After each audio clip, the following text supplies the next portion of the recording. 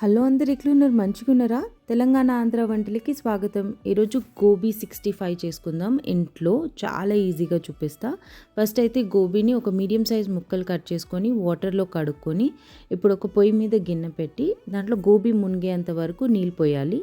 పోసి దాంట్లో పసుపు ఇంకా కొంచెం ఉప్పు వేసి మనం కడిగి పెట్టుకున్న గోబీని దాంట్లో వేసేసి కొంచెం సేపు ఒక 10 నిమిషాలు ఉడకనిస్తే దాంట్లో ఏమైనా చిన్న చిన్నవి ఇంకేమైనా ఇది రూట్ వెజిటేబుల్ కాబట్టి ఇంకా కొంచెం బాగా క్లీన్ అవుతుంది అనమాట. సో ఒక 10 మినిట్స్ దీన్ని పొయ్యి మీద పెట్టి నేను పార్బాయిల్ లాగా చేసుకుంటున్నాను. మూత పెట్టేస్తున్నా. ఉడికిపోయింది చూడండి. ఇప్పుడు దీన్ని ఒక స్ట్రెయినర్లో స్ట్రెయిన్ చేసేసుకొని మళ్ళీ ఒకసారి క్లీన్ వాటర్తో కడిగేద్దాం. సో ఏమన్నా బయటకు వచ్చేసినా కూడా మొత్తం క్లీన్ అయిపోతుంది. మన గోబీ రెడీ. ఆల్మోస్ట్ ఇక్కడ ఏంటంటే 40% కుక్ అయిపోతుంది. సో మనం మళ్ళీ చల్లనీళ్ళు వేసి కడిగినప్పుడు ఇంకా కుకింగ్ ఆగిపోతుంది అనమాట. ఇది క్రిస్పీ ఉండాలి కదా. సో ఇప్పుడు ఇంకో గిన్నెలో ఒక 1/4 కప్ వాటర్ తీసుకొని దాంట్లో కొన్ని మసాలాలు వేసుకుందాము. నేను ఆల్రెడీ పసుపు వేసిన కదా గోబీలో, అందుకే ఇప్పుడు పసుపు వేస్తలేను. దాంట్లో ఇప్పుడు కారపొడి వేస్తున్నా నేనైతే. మీరు కావాలంటే గ్రీన్ మిర్చి పేస్ట్ ఉంటే మీ దగ్గర గ్రీన్ మిర్చి పేస్ట్ వేయండి, అది కూడా టేస్ట్ మంచిగా ఉంటుంది. నేను 1.5 టీ స్పూన్ కారపొడి. ఆల్రెడీ నేను బాయిల్ చేసేటప్పుడు కూడా ఉప్పు వేసిన, అందుకని నేను ఒక 1/2 స్పూన్ ఉప్పు వేస్తున్నా. మీరు టేస్ట్ చూసుకొని ఉప్పు వేసుకోండి.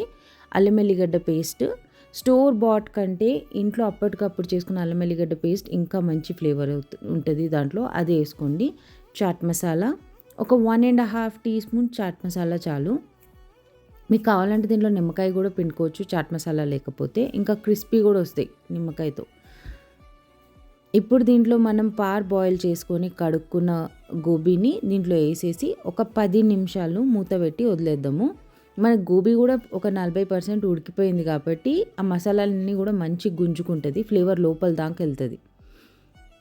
ఇప్పుడు పొయ్యి మీద బాండి పెట్టి దాంట్లో నూనె పోసుకుందాము.